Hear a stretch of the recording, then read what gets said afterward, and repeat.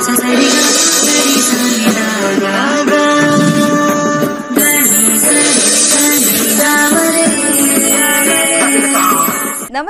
ನಕ್ಷತ್ರ ನಾಡಿ ವಿಶೇಷ ನೇರ ಪ್ರಸಾರ ಕಾರ್ಯಕ್ರಮಕ್ಕೆ ಸ್ವಾಗತ. ನಾನು ಧನುಶ್ರೀ.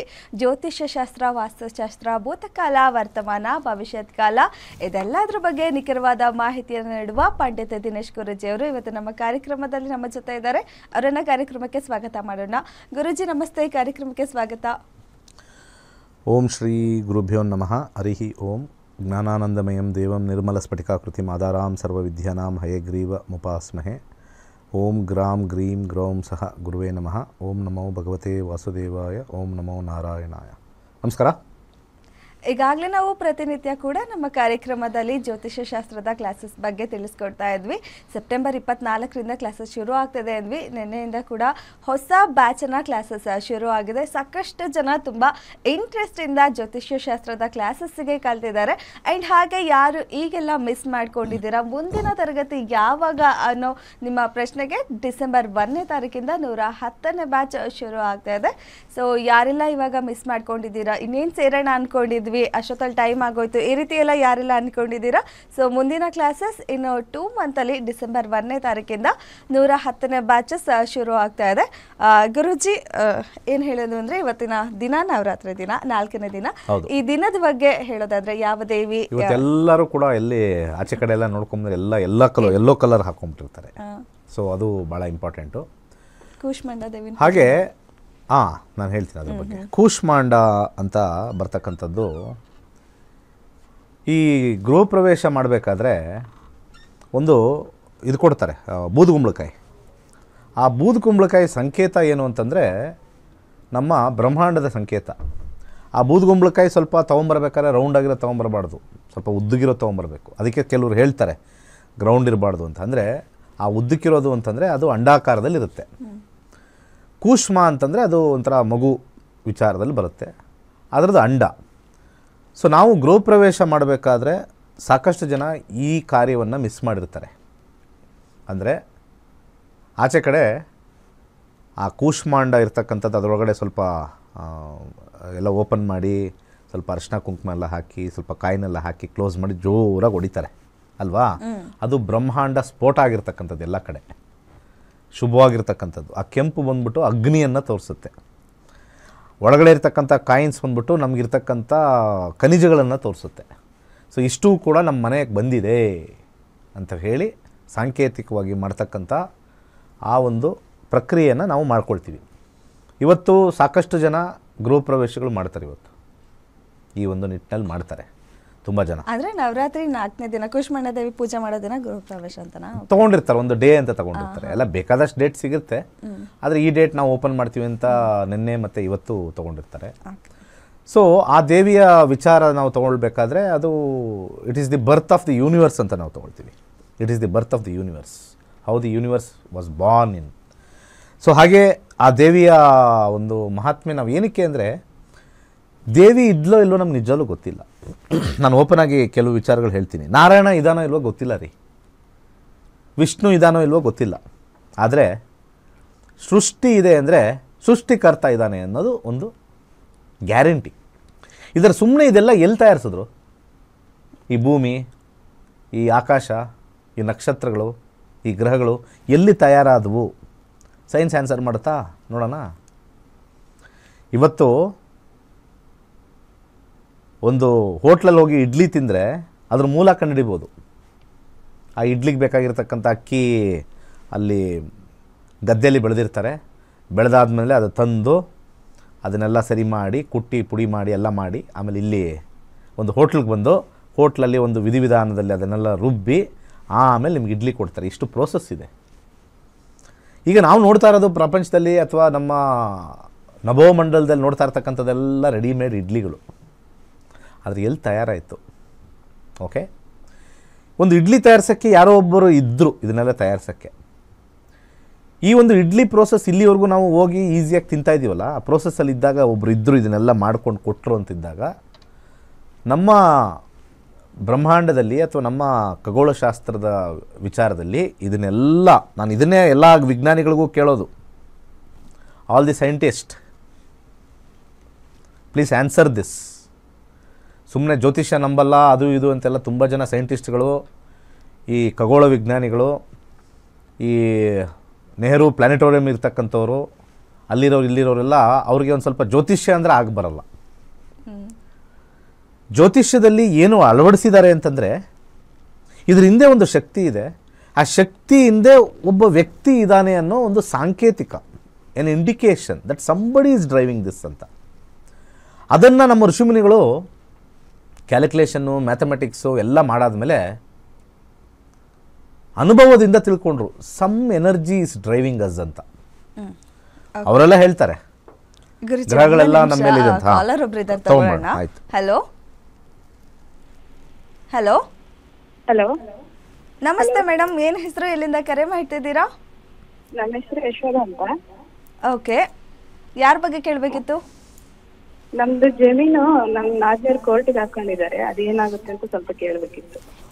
ಪ್ರಶ್ನಾಶಾಸ್ತ್ರದಲ್ಲಿ ಕೇಳಿ. ಓಕೆ ಮೇಡಮ್, ಪ್ರಶ್ನಾಶಾಸ್ತ್ರದಲ್ಲಿ ಕೇಳಿ. 1ರಿಂದ 249 ಒಂದು ಸಂಖ್ಯೆ ಹೇಳಿ. 9 ಮೇಡಮ್. 9. ಓಕೆ, ಗುರುಜಿ ಇದ್ದಾರೆ, ಮಾತಾಡಿ. ನಿಮ್ದಾ ಅದು ಜಮೀನು? ಅಲ್ಲ, ನಮ್ಮ ಮಾವರ ಹೆಸರಲ್ಲಿದೆ. ನಿಮಗೇನು ಬರಬೇಕಲ್ಲಿ? ನಿಮಗೂ ಬರಬೇಕಾ ಪಾಲು? ಇಲ್ಲ ಇಲ್ಲ, ನಮ್ಮ ಮಾವರು ನಾವೆಲ್ಲ ಒಟ್ಟಿಗೆ ಇರೋದು. ಇವಾಗ ಹೆಣ್ಮಕ್ಳಿಗೆ ಬೇಕು ಅಂತ ಹಾಕೊಂತಾರಲ್ಲ, ಅಲ್ಲಿ ಹಾಕೊಂಡಿದ್ದಾರೆ. ಅದು ಕೋರ್ಟಲ್ಲಿ ನಡೀತಾ ಇದೆ, ಏನಾಗುತ್ತೆ ಅಂತ ಕೇಳಿ. ನಿಮಗೆ ಅಂದರೆ ನಿಮ್ಮ ಗಂಡನ ಕಡೆ ಅವ್ರದ್ದು ಅದು? ನಮ್ ಗಂಡ ಅವ್ರ ತೆಂಗೇನ್ ಹಾಕೊಂಡಿರೋದು. ಸೊ ಪ್ರಶ್ನೆ ಅವ್ರ ಕಡೆ ಕೇಳಿರೋದ್ರಿಂದ ಅವ್ರಿಗೆ ಒಂದು ಪಾಲು ಹೋಗುತ್ತೆ ಅಂತ ಬರ್ತಾ ಇದೆ. ಹೌದಾ? ಹೌದು, ಸ್ವಲ್ಪ ಎಳೆದಾಡುತ್ತೆ. ರೆಟ್ರೋಗ್ರೇಡ್ ಬಂದಿದೆ, ಬಾಕ್ಸ್ ಬಂದರೆ ರೆಟ್ರೋಗ್ರೇಡು. ಅವ್ರಿಗೊಂದು ಪಾಲು ಕೊಡಲೇಬೇಕಾಗತ್ತೆ, ಅಥವಾ ದುಡ್ಡಾರು ಕೊಡಬೇಕಾಗತ್ತೆ, ಕಾಸಾರು ಕೊಡಬೇಕಾಗತ್ತೆ, ಕಾಂಪ್ರಮೈಸ್ ಆಗ್ತಾರೆ. ಅರ್ಥ ಆಯ್ತಾ? ಏನಾದ್ರು ಪರಿಹಾರ ಇದೆಯಾ? ಪರಿಹಾರ ಅಂದರೆ ಏನಕ್ಕೆ? ಅಂದರೆ ಅವ್ರು ತೊಗೋಬಾರ್ದು ಅನ್ನಕ್ಕ? ಅಲ್ಲ, ಅವ್ರು 3 ಜನ 4 ಜನ ಇದ್ದಾರೆ, ಅದಕ್ಕೆ ಎಲ್ಲರಿಗೂ ಕೊಡಕ್ಕಾಗಲ್ಲ, ಮತ್ತೆ ನಮಗೂ ಹೆಣ್ಮಕ್ಳು ಇದ್ದಾರೆ.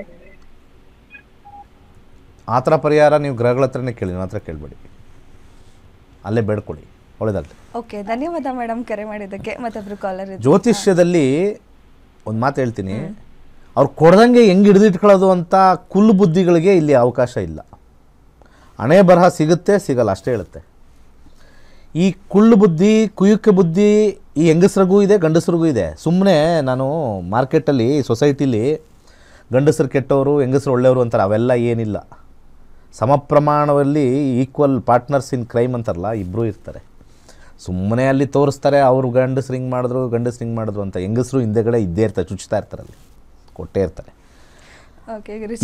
ಇದೇ ಆಸ್ತಿ ಅವ್ರ ತಾಯಿ ಮನೆ ಕಡೆ ಆಗಿದ್ದರೆ ಬಾಕ್ಸ್ನ ರಿವರ್ಸ್ ಮಾಡೋಣ. ಇದೇ ಆಸ್ತಿ ಅವ್ರ ತಾಯಿ ಮನೆ ಕಡೆ ಆಗಿದ್ದರೆ ಇವ್ರು ಫೈಟ್ ಮಾಡ್ತಾ ಇರಲಿಲ್ವಾ, ಇವ್ರು ತಗೊಳ್ತಾ ಇರಲಿಲ್ವಾ? ಅಷ್ಟೇ ಸಿಂಪಲ್. ಎಲ್ಲರಿಗೂ ಕೂಡ ಹೊಟ್ಟೆ ಉರಿ. ಇದನ್ನು ಸಮಾಜ ಆಗಲಿ, ಸೊಸೈಟಿ ಆಗಲಿ ಇದ್ರ ಬಗ್ಗೆ ಯಾರೂ ಧ್ವನಿ ಎತ್ತಲ್ಲ. ಹೇಗಿರಬೇಕು ಅಂತ ನಮ್ಮ ಸನಾತನ ಧರ್ಮ ಹೇಗಿರಬೇಕು ಅಂತ ಹೇಳ್ಕೊಡುತ್ತೆ, ಅದಕ್ಕೆ ಸಾತ್ವಿಕತೆ ಹೇಳುತ್ತೆ. ಅದು ಬಿಟ್ಬಿಟ್ಟು ಎಲ್ಲ ಬ್ರಾಹ್ಮಣರುಗಳನ್ನ ಬೈಯೋದು. ಬ್ರಾಹ್ಮಣರು ಹೇಳ್ಕೊಟ್ಟಿರ್ತಕ್ಕಂಥದ್ದೇ ಸಾತ್ವಿಕತೆ, ಫಸ್ಟ್ ತಿಳ್ಕೊಳ್ಳಿ. ನಾವು ಎಲ್ಲೂ ಕೂಡ ಯಾವ ಪುಸ್ತಕದಲ್ಲೂ ಪುರಾವೆ ಇಲ್ಲ ಬ್ರಾಹ್ಮಣರು ಇತರೆ ಜನಾಂಗಗಳನ್ನ ದೂರ ಇಟ್ಟರು ಅಂತ ಎಲ್ಲೂ ಬರೆದಿಲ್ಲ. ಬ್ರಾಹ್ಮಣರ ಸಾತ್ವಿಕತೆಯನ್ನು ತುಳಿಯೋಕ್ಕೇ ಇವತ್ತೂ ಕೂಡ ನಡೀತಾ ಇದೆ ಹುನ್ನಾರ. ಎಲ್ಲಿ ಜನಸಂಖ್ಯೆ ಮುಂಚೆನೂ ಇರಲಿಲ್ಲ, ಇವಾಗಲೂ ಇಲ್ಲ. ಬ್ರಾಹ್ಮಣರ ಜನಸಂಖ್ಯೆ ಅಂತ ಹೇಳ್ತೀವಲ್ಲ ನಾವು, ಮುಂಚೆನೂ ಇರಲಿಲ್ಲ, ಇವಾಗಲೂ ಇರಲಿಲ್ಲ. ಇವಾಗ ಇದ್ದಿದ್ದು 2% ಇಲ್ಲ 1% ಏನೋ ಇದೆ. ಈಗಲೂ 1% ಬೈತಾ ಇರ್ತಾರೆ. ಸ್ವಲ್ಪ ತರ್ಕಕ್ಕೆ ನಾವು ಹಾಕ್ಕೋಬೇಕು, ಸ್ವಲ್ಪ ಏನಂತಾರೆ ವಿಮರ್ಶೆಗೆ ಹಾಕ್ಕೋಬೇಕು. ಇನ್ನೊಂದೇನು ಅಂತಂತಂದರೆ, ಇಲ್ಲಿ ಹಕ್ಕುಗಳು ಹೋಗಬೇಕು ಅಂತಂದರೆ ಬ್ರಾಹ್ಮಣರಿಗೆ ಯಾವ ಹಕ್ಕು ಇಲ್ಲ. ಇವಾಗ ಗೌರ್ಮೆಂಟಲ್ಲಿ ಏನೂ ಹಕ್ಕಿಲ್ಲ. ಯಾರಾದರೂ ಬ್ರಾಹ್ಮಣನ ಹೆಂಗೆ ಬೈದರೂ ಕೂಡ ಅವನೇನು ಕೇಸ್ ಹಾಕೋಕ್ಕಾಗಲ್ಲ. ಸಿಂಪಲ್. ಆ್ಯಕ್ಚುಲಿ ಅಲ್ಪಸಂಖ್ಯಾತರು ಅಂದರೆ ಲೆಸ್ಸರ್ ಪಾಪ್ಯುಲೇಷನ್ ಅಂತ ಅರ್ಥ. ಆ್ಯಕ್ಚುಲಿ ಬ್ರಾಹ್ಮಣರೇ ಲೆಸ್ಸರ್ ಪಾಪ್ಯುಲೇಷನ್ ಆಗಿಬಿಟ್ಟಿದ್ದಾರೆ ಇವಾಗ, ಏನು ಮಾಡೋಕ್ಕಾಗಲ್ಲ. ಸೊ ಸಾತ್ವಿಕತೆಯನ್ನು ತೊಗೊಂಬರ್ಬೇಕು ಅಂತ ಹೇಳಿ ಶಾಸ್ತ್ರದಲ್ಲಿ ಕೊಟ್ಟಿರ್ತಕ್ಕಂಥದ್ದು ಇರಬೇಕು. ಹಂಗನ್ಬಿಟ್ಟು 100% ಆ ಜನಾಂಗದವರೆಲ್ಲ ಪರ್ಫೆಕ್ಟ್ ಇದ್ದಾರೆ ಅಂತೆಲ್ಲ. ಅಲ್ಲೂ ಕೂಡ ಮೋಸ ಮಾಡೋರು, ದುಡ್ಡು ಕೀಳೋರು, ಈ ಪೂಜೆ ಹೆಸರಲ್ಲಿ ನೆಪ ಒಡ್ಡಿ ಅಲ್ಲಿ ಇಲ್ಲಿ ದುಡ್ಡು ಮಾಡೋರು ಇದ್ದಾರೆ. ಎಲ್ಲ ವರ್ಗದಲ್ಲೂ ಒಳ್ಳೆಯವರು ಇದ್ದಾರೆ, ಎಲ್ಲ ವರ್ಗದಲ್ಲೂ ಕೆಟ್ಟವರು ಇದ್ದಾರೆ. ಇದನ್ನು ನಾವು ಫಸ್ಟ್ ಅರ್ಥ ಮಾಡ್ಕೋಬೇಕು. ಅದರ ಜೊತೆಗೆ ಇಲ್ಲಿ ಪಾಪ್ಯುಲೇಷನೇ ಫಸ್ಟೇ ಕಮ್ಮಿ. ಆ ಕಮ್ಮಿಲಿ ಇನ್ನೇನು ಕಿತ್ಕೊಳ್ಳೋಕ್ಕಾಗುತ್ತೆ, ಕಿತ್ಕೊಳ್ತಾ ಇದ್ದಾರೆ ಅಷ್ಟೇ. ಇನ್ನು ಮುಗಿಯುತ್ತೆ ಅಷ್ಟೇ. ಇನ್ನು ಒಂದು ಸತಿ ಅದು ಕಿತ್ಕೊಂಡ್ಬಿಟ್ರೆ ಈ ಕಂಪ್ಲೀಟ್ ಈ ಆಧ್ಯಾತ್ಮಿಕ ಚಿಂತನೆ ಚಿಂತಕರೇ ಹೊಟ್ಟೋಗ್ತಾರೆ. ಆಧ್ಯಾತ್ಮಿಕ ಚಿಂತಕರು ಎಲ್ಲಿರ್ತಾರೆ? ಇವತ್ತು ನಾವು ಎಲ್ಲೇ ನೋಡಿದ್ರು ಕೂಡ ನೋಡ್ತಾ ಇರ್ತೀನಿ ಟಿ ವಿಲಿ, ಒಂದೊಂದು ಜನಾಂಗದ ಅಧ್ಯಕ್ಷರಿರ್ತಾರೆ, ಅವನು ಕಾವಿ ಹಾಕಿರ್ತಾನೆ, ಅದೇನೋ ರೆಡ್ ಕಲರೋ ಆರೆಂಜ್ ಕಲರ್ ಹಾಕಿರ್ತಾನೆ, ಅವರ ಅಲ್ಲೇನೋ ಆಧ್ಯಾತ್ಮಿಕದ ಟಾಕ್ಸ್ ಇಲ್ಲ. ಅಲ್ಲಿ ನಮ್ಮ ಜನಾಂಗಕ್ಕೆ ಒಳ್ಳೇದಾಗಬೇಕು, ನಮ್ಮ ಜನಾಂಗಕ್ಕೆ ಮೀಸಲಾತಿ ಬರಬೇಕು, ಇಷ್ಟೇ ಮಾತಾಡ್ತಾ ಇರ್ತಾರೆ. ನಾನು ನೋಡ್ತಾ ಇರ್ತೀನಿ, ಅಬ್ಸರ್ವ್ ಮಾಡ್ತಾ ಇರ್ತೀನಿ. ಅಲ್ಲೆಲ್ಲರೂ ಆಧ್ಯಾತ್ಮಿಕ ಇದೆಯಾ, ಜನಗಳನ್ನೆಲ್ಲ ತೊಗೊಂಡು ಒಳ್ಳೆ ರೀತಿಯಲ್ಲಿ ನಡೆಸ್ತಕ್ಕಂಥದ್ದು ಇದೆಯಾ ಅಂತ ಇಲ್ಲ. ನಮ್ಮದು ಅಂತ ಬಂದರೆ ಯಾವಾಗಲೂ ಕೂಡ ಅವ್ರನ್ನ ನಾವು ಆಧ್ಯಾತ್ಮಿಕ ಅಂತ ಕರೆಯೋಕ್ಕಾಗಲ್ಲ. ಅದು ಆಧ್ಯಾತ್ಮಿಕ ಅಲ್ವೇ ಅಲ್ಲ, ಅದು ಸಂಸ್ಥೆ ಅಂತ ಕರಿತೀವಿ. ಸಂಸ್ಥೆದು ಡ್ರೆಸ್ ಕೋಡ್ ಹಾಕಿದ್ದಾರೆ. ಆಧ್ಯಾತ್ಮಿಕ ಅಂತಂದರೆ ಸರ್ವೇ ಜನ ಸುಖಿನೋ ಭವಂತು. ಇವತ್ತು ನಾನು ಜ್ಯೋತಿಷ್ಯನ ಪ್ರತಿಯೊಂದು ಜನಾಂಗಕ್ಕೂ ಕಲಿಸ್ತಾ ಇದ್ದೀನಿ. ಕ್ರಿಶ್ಚಿಯನ್ನೂ ಬಂದಿದ್ದಾರೆ, ಮುಸಲ್ಮಾನರು ನಮ್ಮ ಕ್ಲಾಸಲ್ಲಿ ಕೂತಿದ್ದಾರೆ, ಎಲ್ಲ ಕ್ಯಾಸ್ಟರು ನಮ್ಮ ಕ್ಲಾಸಲ್ಲಿ ಕೂತಿರ್ತಾರೆ. ಸರ್ವ ಜನಾಂಗದ ಶಾಂತಿಯ ತೋಟನ ನಾನು ನಿರ್ಮಿಸೋಕ್ಕೆ ಇಲ್ಲಿ ಬಂದಿದ್ದೀನಿ. ಪ್ರತಿಯೊಬ್ಬರು ಇವಾಗ ನೀವು ಏನು ಕ್ಲಾಸಸ್ ನೋಡ್ತೀರಲ್ಲ, ನಾವೇನು ಜಾತಿನ ಕೇಳಿಕೊಂಡು ನಾವೇನು ಕೂರಿಸಲ್ಲ ಅಲ್ಲಿ. ಆದರೂ ಕೂಡ ನನಗೂ ಕೂಡ ಸಾಕಷ್ಟು ನಿಂದನೆ ಬಂದಿದೆ. ಎಲ್ಲರಿಗೂ ಹೇಳ್ಕೊಡ್ತೀರಾ, ಹಂಗೆ ಹೇಳ್ಕೊಡ್ತೀರಾ, ಕೆಲವರು ನಮ್ಗೆ ಫೋನ್ ಮಾಡ್ಕೊಂಡು ನಾವು ಕಲಿಬೋದಾ, ನಮ್ಮ ಇಂಥವರು ಅಂತ ಹೇಳಿದ್ದಾರೆ. ಅಂಥದ್ದು ನಾವು ಎಂಟರ್ಟೈನೂ ಮಾಡಲ್ಲ. ನಾವು ಅಂದರೆ ಅದನ್ನು ಕೇಳಿಸ್ಕೊಳ್ಳೋಕ್ಕೂ ಎಂಟರ್ಟೈನ್ ಮಾಡಲ್ಲ. ಸೊ ಅಂಥ ಸಂದರ್ಭದಲ್ಲಿ ಇಷ್ಟು ಜನಕ್ಕೆ ಜಗತ್ತು ಗಾಳಿ ಎಲ್ಲರಿಗೂ ಒಂದೇ ಆಗಿರೋದ್ರಿಂದ ಬರುತ್ತೆ. ಆದರೆ ತಾರತಮ್ಯ ಯಾವುದೋ ಆಗಿರ್ಬೋದು ಹಿಂದೆ, ಬಟ್ ಈಗಲೂ ನಡೀತಾ ಇದೆ ಅಂತಕ್ಕಂಥ ಒಂದು ವಿಚಾರಗಳನ್ನು ಕೆಲವರು ಪಂಕ್ತಿಯವರು ಎತ್ತಿಡಿತಾ ಇರ್ತಕ್ಕಂಥದ್ದು ಅದು ನಿದರ್ಶನ ಇಲ್ಲ. ಯಾಕೆಂದರೆ ನಾನು ಏನೂ ತಪ್ಪು ಮಾಡ್ದಲೆ ನನ್ನ ಮೇಲೆ ಒಂದು ಕೇಸ್ ಹಾಕಿದ್ದಾರೆ, ಅಟ್ರಾಸಿಟೀಸ್ ಕೇಸ್ ಹಾಕಿದ್ದಾರೆ ನನ್ನ ಮೇಲೆ. ಅಟ್ರಾಸಿಟೀಸ್ ಕೇಸ್ ಏನಕ್ಕೆ ಹಾಕಿದ್ದು? ನಾನು ಯಾರೂ ಬೈದೇ ಇಲ್ಲ. ಅಂದರೆ ಪರಿಸ್ಥಿತಿನ ಉಪಯೋಗಿಸ್ಕೊಂಡು ನನ್ನ ಮೇಲೆ ಕೇಸ್ ಹಾಕ್ತಕ್ಕಂಥ ನಾವು ಯಾರನ್ನೂ ಬೈಯೋದು ಇಲ್ಲ. ಫಸ್ಟ್ ಆಫ್ ಆಲು ನಾವು ಅಂಥವ್ರ ಅಂತ ಕೇಳಿನೂ ಬೈಯೋದಿಲ್ಲ. ಇಂಥ ಒಂದು ಮನಸ್ಥಿತಿಯಲ್ಲಿ ನಾವು ಪಾಠವನ್ನು ಮಾಡಿಕೊಂಡು ಎಲ್ಲ ಮಾಡ್ತಾರೆ. ನಮಗೆ ಈ ಹುನ್ನಾರ ಅಂತ ಹೇಳ್ತಾರಲ್ಲ, ಹೊಟ್ಟೆ ಕಿಚ್ಚು ಅಂತ ಹುಡುಕ್ತಾರೆ, ಇವನು ಏನಾರು ಮಾಡಿ ಕೆಳಗಿಳಿಸ್ಬೇಕು ಅಂತ. ಅದನ್ನು ಮಾಡಿದ್ದಾರೆ. ಅದು ದೈವ ಇಚ್ಛೆ ಅಂತ ಅಂದ್ಕೊಂಡು ನಾವು ಮುಂದೆ ಹೋಗಿದ್ದೀವಿ. ಅದು ಹಣೆ ಬರಹ, ನಮ್ದು ಏನೋ ಒಂದು ಇತ್ತು, ಕೆಟ್ಟ ಗಳಿಗೆ ಇತ್ತು ಅಂತ ಮುಂದೆ ಹೋಗಿದ್ದೀವಿ. ಆದರೆ ಮನಸ್ಸಲ್ಲಿರ್ತಕ್ಕಂಥ ಒಂದು ಬಾಧೆ ಇರ್ತದಲ್ಲ, ನಾವು ಎಲ್ಲರಿಗೂ ಒಳ್ಳೆಯದೇ ಮಾಡೋಕ್ಕೆ ಹೋಗಿದ್ದೀವಿ, ನಮಗೆ ಯಾಕೆ ಈ ಥರ ಮಾಡಿದ್ದಾರೆ ಅಂತಂದಾಗ ಸ್ವಲ್ಪ ನೋವಾದಾಗ ಏನು ಮಾಡುತ್ತೆ, ಏನೋ ಪ್ರಾರಬ್ಧ ಕರ್ಮ ಅಂದ್ಕೊಂಡು ಆಗಲಿ ಬಿಡು ಮುಂದೆ ಹೋಗೋಣ, ಮಾಡೋ ಕೆಲಸ ಒಳ್ಳೇದಿರುತ್ತೆ, ಎಲ್ಲರಿಗೂ ಹೇಳ್ಕೊಡ್ಬೇಕು, ಅದನ್ನು ಮುಂದುವರಿಸ್ತಾ ಇದ್ದೀವಿ, ಇನ್ನು ಮುಂದುವರಿಸ್ತೀವಿ. ಹೌದು. ಕಾಲರ್ ಇದ್ದಾರೆ, ಮಾತಾಡೋಣ. ಹಲೋ. ನಮಸ್ತೆ ಮೇಡಮ್. ಮೇಡಮ್ ನಮಸ್ತೆ. ಏನ್ ಹೆಸರು, ಎಲ್ಲಿಂದ ಕರೆ ಮಾಡ್ತೀವಿ? ಬ್ರದರ್ ಬಗ್ಗೆ ಕೇಳಬೇಕಿತ್ತು. ಮೋಹನ್ ಅಂತ, 14/3/1985. ಓಕೆ. ಹುಟ್ಟಿದ ಸಮಯ? ಬೆಳಗ್ಗೆ 4:10. ಹುಟ್ಟಿದೂರು? ಚಿತ್ರದುರ್ಗ. ಓಕೆ ಮೇಡಮ್, ಏನ್ ಪ್ರಶ್ನೆ ಇದೆ ಕೇಳಿ, ಮಾತಾಡಿ. ಗೌರ್ಮೆಂಟ್ ಜಾಬ್ ಬಗ್ಗೆ ಕೇಳಬೇಕಿತ್ತು, ಮತ್ತೆ ಮದ್ವೆ ಬಗ್ಗೆ ಕೇಳಬೇಕಿತ್ತು. ಯಾಕೆ ನೀವು ಜ್ಯೋತಿಷ್ಯ ಕಲಿಯಲ್ಲ? ಸರ್ ನಮಗೆ ಅದ್ರ ಬಗ್ಗೆ ಅಷ್ಟೊಂದು ಇಂಟ್ರೆಸ್ಟ್ ಇಲ್ಲ ಗುರು. ಮತ್ತೆ ಯಾಕೆ ಕಾಲ್ ಮಾಡಿದ್ರಿ? ವೇಸ್ಟ್ ಅಲ್ವಾ? ಕೇಳ್ತಿರ್ತೀವಿ ಬಟ್ ಹೇಳೋರ ಹತ್ರ, ಬಟ್ ನಮಗೆ ಕಲಿಬೇಕು. ಸುಮ್ಮನೆ ನಾವು ಎಷ್ಟು ಒಂಥರ ಕಿವಿಗೆ ಇಂಪಾಗುತ್ತೆ ಅಂತ ಕೇಳ್ತೀರಾ, ಅದು ಇಂಟ್ರೆಸ್ಟ್ ಇಲ್ಲ. ನಮಗೆ ಕಾಲ್ ಮಾಡ್ಬಿಟ್ಟು ಅದ್ರ ಬಗ್ಗೆ ಇಂಟ್ರೆಸ್ಟ್ ಇಲ್ಲ ಅಂತಂದ್ರೆ ನಮಗೆ ಮುಖಕ್ಕೆ ಕಪಾಳ ಕೊಡ್ದಂಗೆ ಅನಿಸ್ತು ನಂಗೀಗ. ಅಂದ್ರೆ ನಮಗೆ ಅಷ್ಟು ಕಲಿಯೋ ತಾಳ್ಮೆ ಬೇಕಲ್ಲ. ಕಲಿತೀವಿ ಅಂತ ಸಮಾಧಾನ ಹೇಳಿದ್ರೆ ಓಕೆ, ನಮ್ಗೆ ಇಂಟ್ರೆಸ್ಟ್ ಇಲ್ಲ ರೀ, ಹೇಳ್ರಿ ಅಂತ. ಆತರ ಏನಿಲ್ಲ ಗುರುಜಿ. ನೀವು ಹೇಳಿದ ಮಾತು ಹಂಗೆ ಇತ್ತಮ್ಮ. 40 ವರ್ಷ ಆದ್ರೂ ಎಲ್ಲಿ ಮದುವೆ ಆಗುತ್ತೆ? ಕರೆಕ್ಟ್ ಅಲ್ವಾ? ಮದುವೆ ತಾನೇ ನೀವು ಕೇಳ್ತಾ ಇರೋದು? ಅದೇ ಜಾಬ್ ಬಗ್ಗೆ, ಗೌರ್ಮೆಂಟ್ ಜಾಬ್ ಬೇಕಂತ ಅವ್ರು ಮದುವೆ ಆಗ್ತಾ ಇಲ್ಲ. ಇನ್ನು 40 ವರ್ಷದಲ್ಲೂ ಗೌರ್ಮೆಂಟ್ ಜಾಬಾ? ಎಲ್ಲ ತಲೆಕೆಟ್ಟಿದೆ ಅನ್ಸುತ್ತೆ ನಿಮಗೂ ನಿಮ್ಮ ಬ್ರದರ್ಗೂ. 40 ವರ್ಷದಲ್ಲೂ ಕೂಡ ನೀವು ಜಾಬ್, ಗೌರ್ಮೆಂಟ್ ಜಾಬ್, ಅದೇ ನಂಗೆ ಗೊತ್ತಿಲ್ಲಪ್ಪ, ಏಜ್ ಕ್ರೈಟೀರಿಯಾ ಇರಲ್ವಾ? ಇರುತ್ತೆ. ಅಂದರೆ ಇವ್ರು ಯಾರು ಅಂತ ಗೊತ್ತಿಲ್ಲ, ಕೆಲವ್ರಿಗೆ ಏನೋ ಕ್ಯಾಟಗರಿಲಿ ಕೊಡ್ತಾರೆ. ಏನು ಕೆಲಸ ಮಾಡ್ತಾ ಇದ್ದಾರೆ ಅವ್ರು? ಇವಾಗ ಪ್ರೈವೇಟ್ ಅಲ್ಲಿ MSc B.Ed ಆಗಿದೆ, ಪ್ರೈವೇಟ್ ಅಲ್ಲಿ ಹೋಗ್ತಾ ಇದಾರೆ ಹೈಸ್ಕೂಲಿಗೆ. ಸೂರ್ಯ ಭುಕ್ತಿ ಬರುತ್ತೆ ನೆಕ್ಸ್ಟು ಇನ್ನು 1 ವರ್ಷದಲ್ಲಿ. ಆ 1 ವರ್ಷದಿಂದ 2 ವರ್ಷ, 1.5 ವರ್ಷದವರೆಗೂ ನಿಮಗೆ ಟೈಮ್ ಇರುತ್ತೆ. ಅದಾದ ನಂತರ ಇಲ್ಲ. ಚಂದ್ರದಶ, ಸೂರ್ಯ ಭುಕ್ತಿ ಒಂದು ಚಾನ್ಸ್ ಇದೆ. 11ನೇ ಮನೆ ತೋರಿಸ್ತಾ ಇದೆ. ಹೆಚ್ಚಿನ ಪ್ರಯತ್ನ ಪಡಕ್ಕೆ ಹೇಳಿ. MA B.Ed ಆಗಿದ್ದಾರೆ ಅಂತಾರಲ್ಲ, ಅವ್ರಿಗೊಂದು ಕಿವಿ ಮಾತು, ಬ್ರದರ್ಗೊಂದು ಕಿವಿ ಮಾತು, ಜ್ಯೋತಿಷ್ಯ ಕಲಿಯಕ್ಕೆ ಹೇಳಿ. ನಿಜವಾದ ಎಜುಕೇಷನ್ ಅವ್ರಿಗೆ ಅರ್ಥ ಆಗುತ್ತೆ. ಇದನ್ನು ದಯವಿಟ್ಟು ಹಿಂಗೆ ಹೇಳಿದ್ರು ಅಂತ ಹೇಳಿ ಈ ಪ್ರೋಗ್ರಾಮ್ ನೋಡೋಕ್ಕೆ ಹೇಳಿ. Education is not subjective, universal education ಅನ್ನೋದೊಂದು ಇರುತ್ತೆ, ಅದು ಜ್ಯೋತಿಷ್ಯ. ಯೂನಿವರ್ಸಲ್ ಎಜುಕೇಷನ್, ಎಲ್ಲರೂ ಕೂಡ ಯೂನಿವರ್ಸಲ್ ಎಜುಕೇಷನ್ ಮಾಡಲೇಬೇಕು. ಇದು ಗುರುಕುಲ ಪದ್ಧತಿ. So how our life drives by the ಕರ್ಮ ಥಿಯರಿ ಅಂತ ಒಂದು ಕಲೀಲೇಬೇಕು ಎಲ್ಲರೂ. ಅಷ್ಟು ಮಾತ್ರ ತಿಳ್ಕೊಳ್ಳಿ. ಮದುವೆ ಯೋಗದಲ್ಲಿ ಮನಸ್ಸಿಗೆ ನಾನು ಗೌರ್ಮೆಂಟ್ ಕೆಲಸ ಸಿಗೋರ್ಗೂ ಮದುವೆ ಆಗಲ್ಲ ಅಂತಂದರೆ ಜಾತಕ ಏನು ಮಾಡುತ್ತೆ, ಗ್ರಹಗಳು ಏನು ಮಾಡ್ತವೆ. ತಗೊಳಪ್ಪ ಇಡ್ಲಿ ತಿನ್ನು ಅಂತಂದರೆ, ಇಲ್ಲ ನನಗೆ ಗೌರ್ಮೆಂಟ್ ಕೆಲಸ ಬರೋವರೆಗೂ ನಾನು ಇಡ್ಲಿ ತಿನ್ನಲ್ಲ ಅಂತಂದರೆ ತಲೆ ಕೆಟ್ಟಿದೆ ಅಂತ ಹೇಳ್ಬೋದೇ ಹೊರತು ಗ್ರಹಗಳಿಗೆ ಹಾಕ್ಬೇಡಿ. ನಿಮಗೂ ನಿಮ್ಮ ಬ್ರದರ್ಗೂ ಸ್ವಲ್ಪ ಕೌನ್ಸಿಲಿಂಗ್ ಅವಶ್ಯಕತೆ ಇದೆ. ಒಳ್ಳೆಯದಾಗಲಿ. ಓಕೆ, ಧನ್ಯವಾದ ಮೇಡಮ್. ಕರೆಕ್ಟ್ ಅಲ್ವಾ ನಾನು ಹೇಳಿದ್ದು? ಗೌರ್ಮೆಂಟ್ ಕೆಲಸ ಸಿಗೋವರೆಗೂ ನಾನು ಮದುವೆ ಆಗಲ್ಲ ಅಂದರೆ ಜಾತಕ ನೋಡಿ ಏನು ಹೇಳೋದು ನಾನು ಅಲ್ವಾ? ಅದು ಮನಸ್ಥಿತಿಯ ಲೆಕ್ಕಾಚಾರ. ಮನಸ್ಥಿತಿಯ ಲೆಕ್ಕಾಚಾರಕ್ಕೂ ಜಾತಕಕ್ಕೂ ಏನು ಸಂಬಂಧ? ಈಗ ಹುಡುಗಿ ಸಿಗ್ತಾ ಇಲ್ಲ ಅಂದರೆ ಹೌದಪ್ಪ ಅನ್ಬೋದು. ಇಲ್ಲಿ ಪ್ರಶ್ನೆ ಅದಲ್ಲ. ಅಲ್ಲಿ ಅವ್ರಿಗೆ ಏನೋ ಗೌರ್ಮೆಂಟ್ ಮೇಲೆ ಕೋಪ ಮಾಡ್ಕೋಬೇಕು, ಜಾತಕದ ಮೇಲೆ ಕೋಪ ಮಾಡ್ಕೊಂಡಿದ್ದಾರೆ. ಗೌರ್ಮೆಂಟ್ ಮೇಲೆ ಕೋಪ ಮಾಡ್ಕೊಳ್ರಿ ನೀವು. ಕಾರ್ಯಕ್ರಮ ಮುಂದುವರಿಯುತ್ತೆ ಒಂದು ಪುಟ್ಟ ವಿರಾಮ ಆದ್ಮೇಲೆ. ಕಾರ್ಯಕ್ರಮಕ್ಕೆ ಮತ್ತೊಮ್ಮೆ ಸ್ವಾಗತ. ಗುರುಜಿ ಮತ್ತೊಬ್ರು ಕಾಲರ್ ಇದ್ದಾರೆ, ಮಾತಾಡೋಣ. ಹಲೋ ಹಲೋ ಸರ್, ನಮಸ್ತೆ. ಏನ್ ಹೆಸರು, ಎಲ್ಲಿಂದ ಕರೆ ಮಾಡ್ತಿದ್ದೀರಾ? ನಾನು ರವೀಂದ್ರ ಅಂತ, ಹಿರಿಯ ಪತ್ರಕರ್ತ. ಓಕೆ ಸರ್, ಯಾರ ಬಗ್ಗೆ ಕೇಳಬೇಕಿತ್ತು? ನಮ್ಮ ಮಗಳ ಬಗ್ಗೆ. ಸರಿ sir, okay. Date of birth ಹೇಳಿ ಸರ್. ನಮಸ್ತೆ. ನಮ್ಮ ಮಗಳದು date of birth 6th December 1985. December 85. Okay. ಓ, ಹುಟ್ಟಿದ ಸಮಯ ಮಧ್ಯಾಹ್ನ 3:38. 3:38. ಹುಟ್ಟಿದೂರು? ಹಲೋ ಹಲೋ, ಊರು ಸರ್, ಯಾವ ಊರು? ಇಲ್ಲ, ಬೆಂಗಳೂರೇ ಮೇಡಮ್, ಬೆಂಗಳೂರೇ. ಬೆಂಗಳೂರು. ಓಕೆ ಸರ್, ಏನ್ ಪ್ರಶ್ನೆ ಇದೆ? ನಾನು ರವೀಂದ್ರ ರೇಷ್ಮೆ ಅಂತ, ನಾನು ಹಿರಿಯ ಪತ್ರಕರ್ತ. ನಮ್ಮ ಮಗಳು ಆಕೆ ಇದರಲ್ಲಿ ಗೈನಕಾಲಜಿಸ್ಟ್, ಮೆಡಿಕಲ್ ಕಾಲೇಜಲ್ಲಿ ಅಸಿಸ್ಟೆಂಟ್ ಪ್ರೊಫೆಸರ್ ಆಗಿದ್ದಾರೆ. ಆಯ್ತು, ಒಳ್ಳೇದು. ಬಹಳ ಒಳ್ಳೆ ಸ್ಥಾನದಲ್ಲಿ ಇದ್ದೀರಾ ನೀವಿಬ್ರು. ದೇವ್ರು ಒಳ್ಳೇದು ಮಾಡಲಿ. ಗುರುದಶೆ ನಡೀತಾ ಇದೆ. ಗುರುದಶೆಯಲ್ಲಿ 5ನೇ ಮನೆ ಯಾವಾಗಲೂ ಕೂಡ ಗೈನಕಾಲಜಿಸ್ಟ್ ಲೈನ್ ತೋರಿಸುತ್ತೆ.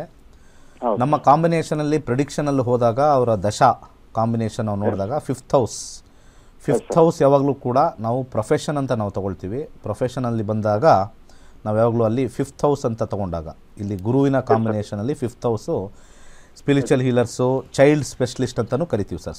ಚೈಲ್ಡ್ ಸ್ಪೆಷಲಿಸ್ಟು ಆ ರೀತಿ ಇರ್ತಕ್ಕಂಥದ್ದು ನಾವಿಲ್ಲಿ ಕಂಡ್ಕೋಬೋದು. ಸೊ ಚೆನ್ನಾಗಿದೆ ಲೈನು. ಬಟ್ ಆದರೆ ವಿವಾಹ ಆಯಿತಾ?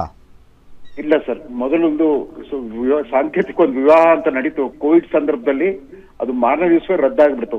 ಯಾವ ದೈಹಿಕ ಸಂಬಂಧ ಬರಲಿಲ್ಲ, ಏನು ಬರಲಿಲ್ಲ. ಕೊನೆಗೆ ಅದು ಅನಲ್ಮೆಂಟ್ ಅಂತ ನ್ಯಾಯಾಲಯದಲ್ಲಿ ಇತ್ಯರ್ಥ ಆಗ್ಬಿಡ್ತು. ಆಮೇಲೆ ಮತ್ತೊಬ್ಬ ಡಾಕ್ಟರ್ ಜೊತೆಗೆ ಒಂದು ಎಂಗೇಜ್ಮೆಂಟ್ ಮಾಡಿದ್ವಿ. ಆಮೇಲೆ ಆ ವ್ಯಕ್ತಿ ಪೂರ್ವಾಪರ ಗೊತ್ತಾಗ್ಬಿಟ್ಟು ನಾವೇ ಕ್ಯಾನ್ಸಲ್ ಮಾಡ್ಬಿಟ್ವಿ. ಆಮೇಲೆ ತೀರಾ ಇತ್ತೀಚೆಗೆ ಒಂದು ಸಂಬಂಧ ಬಂದಿತ್ತು. ಇನ್ನೇನು ಒಪ್ಪಿಗೆ ಕೊಡ್ಬೇಕಂತ ಅಲ್ಲೂ ಕೂಡ ಅಷ್ಟೇನೆ ಬಹಳ ಒಂದು ನೀವು ಪತ್ರಕರ್ತರು ಹಿರಿಯರಿದ್ದೀರಾ. ಬಟ್ ನಾವು ಅಸ್ಟ್ರಾಲಜಿಕರ ಪ್ರಕಾರ ಹೋದರೆ ಕರ್ಮ ಥಿಯರೀಸ್ ಅಂತ ಹೇಳ್ತೀವಿ. ಈ ಗುರುದಶದಲ್ಲಿ ಇಲ್ಲಿ ನಾವು ಸಕ್ಸಸ್ ರೇಟ್ ಅಂತ ತೋರಿಸಿದಾಗ very bad in marriage and married life. ಯಾಕೆ ಅಂತಂದರೆ 5ನೇ ಮನೆ 6ನೇ ಮನೆ ಈ ಕಾಂಬಿನೇಷನ್ ಬ್ಯಾಡ್ ಸೈಡ್ ಇದೆ. ನೀವು ಇಲ್ಲಿ ನೋಡಿದ್ರೆ ಸೊ ಮ್ಯಾರೇಜ್ ಅನ್ನೋದು ಬ್ಯಾಡ್ ಸೈಡ್ ಇದೆ. ಬಟ್ ಆದರೆ ನಿಮಗೆ ಕರಿಯರ್ ವೈಸ್ ತುಂಬ ಚೆನ್ನಾಗಿರುತ್ತೆ 6ನೇ ಮನೆ.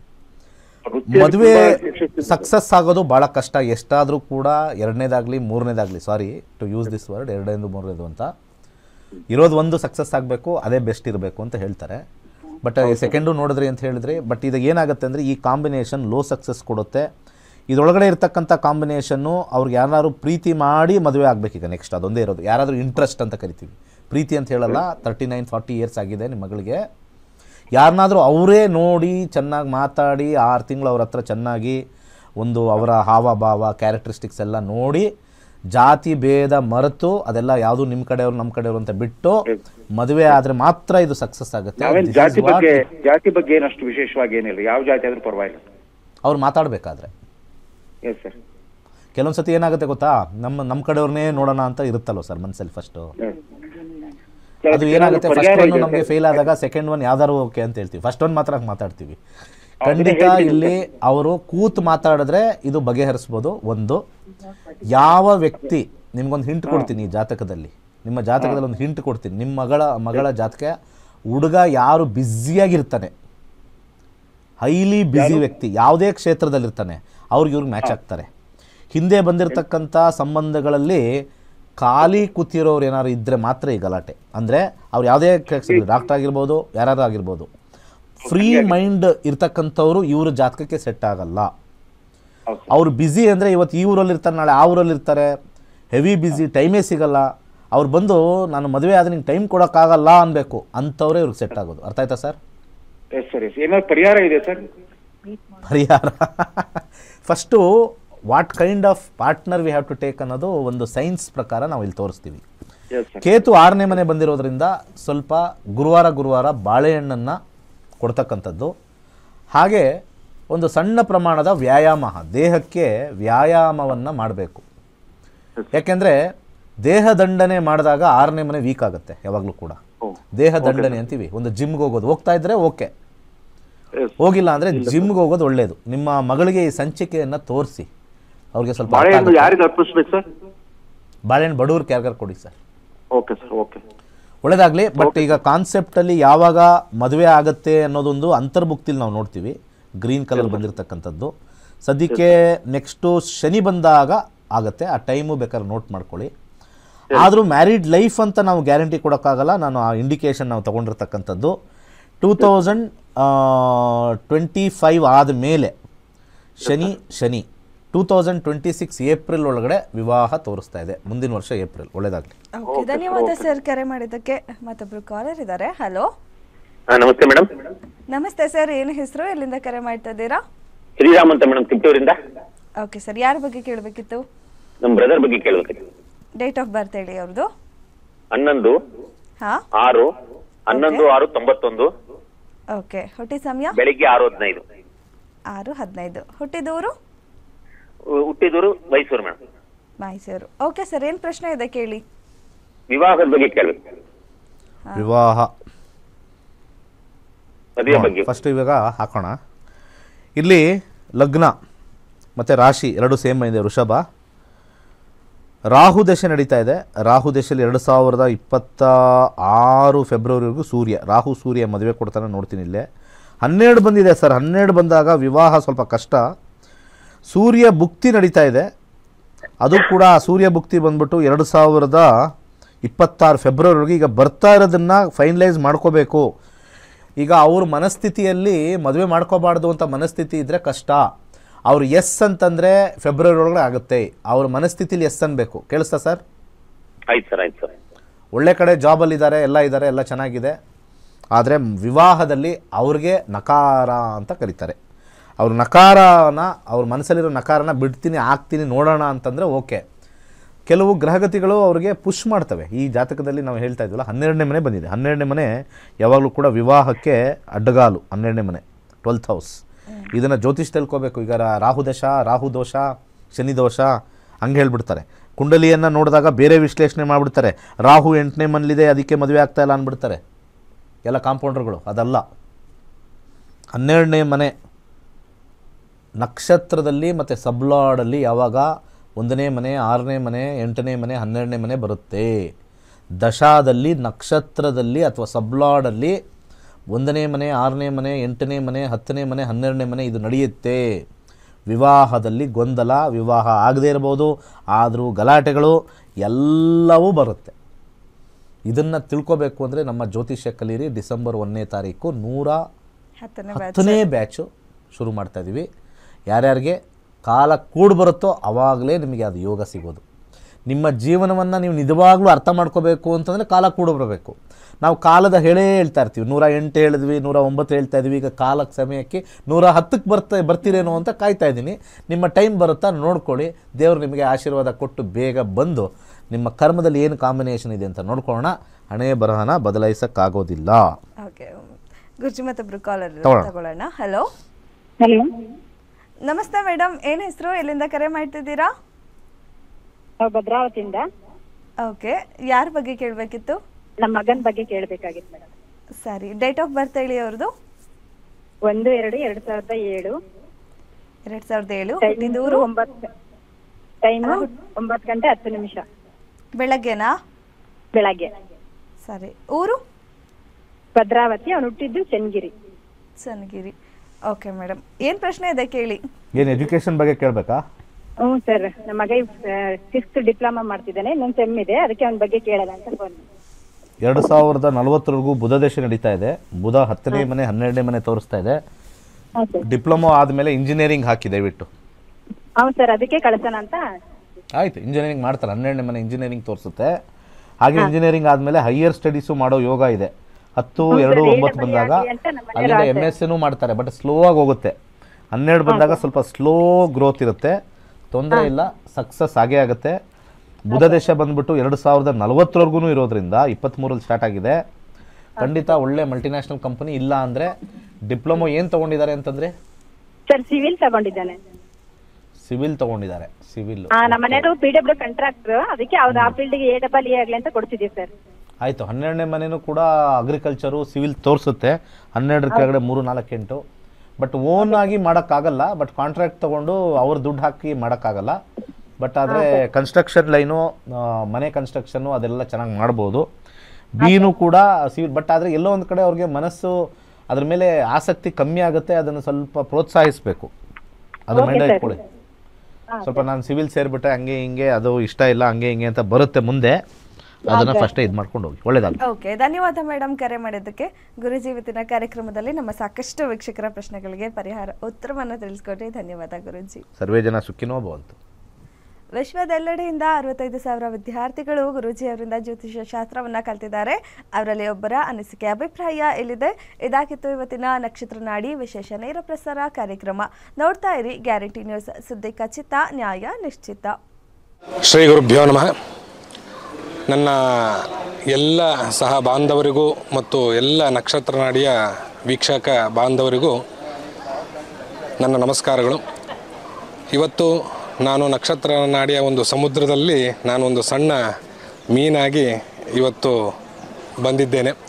ಯಾಕೆಂದರೆ ನಕ್ಷತ್ರ ನಾಡಿ ಎನ್ನುವ ಒಂದು ಈ ಜ್ಯೋತಿಷ್ಯ ಭಾಗ ತುಂಬ ಅತ್ಯದ್ಭುತವಾಗಿ ಜನಸಾಮಾನ್ಯರಿಗೂ ಸಹಿತ ಅರ್ಥವಾಗುವ ಹಾಗೆ ಡಾಕ್ಟರ್ ದಿನೇಶ್ ಗುರೂಜಿಯವರು ಎಲ್ಲ ಜನಗಳಿಗೂ ಹಂಚ್ತಾ ಇದ್ದಾರೆ. ದಯವಿಟ್ಟು ಎಲ್ಲರಿಗೂ ನಾನು ಜ್ಯೋತಿಷರಲ್ಲಾಗಿರ್ಬೋದು ಅಥವಾ ಪುರೋಹಿತರಲ್ಲಾಗಿರ್ಬೋದು ಎಲ್ಲ ಜನಸಾಮಾನ್ಯರು ಸಹ ಸುಲಭವಾಗಿ ಕಲಿಯುವ ಹಾಗೆ ಈ ನಕ್ಷತ್ರ ನಾಡಿಯನ್ನು ಡಾಕ್ಟರ್ ದಿನೇಶ್ ಗುರೂಜಿಯವರು ಅದನ್ನು ಬಹಳ ಅತ್ಯದ್ಭುತವಾಗಿ ರಚಿಸಿದ್ದಾರೆ.